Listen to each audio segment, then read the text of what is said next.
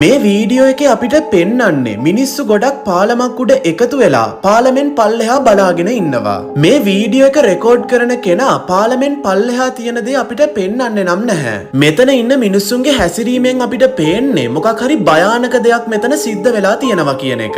අපිට බැලූ බැල්මට නම් පේන්නේ මොකක් හරි ඇක්සිඩන්ට් එකක් වගේ. හැබැයි ඔයා මේ වීඩියෝ එක හොඳ අවධානයෙන් බැලුවොත් ඇක්සිඩන්ට් එකකට වැඩිය දෙයක්, හරිම භයානක දෙයක් මෙතන තියෙනවා. ටික දවසකට පස්සේ මේ ඇක්සිඩන්ට් එකේ CCTV ෆුටේජ් එකක් සමාජ මාධ්‍යවලට දාලා තියෙනවා. මේ වීඩියෝ එක බලන ගමන් වීඩියෝ එකට ලයික් එකකුත් දාන්න අමතක කරන්න එපා.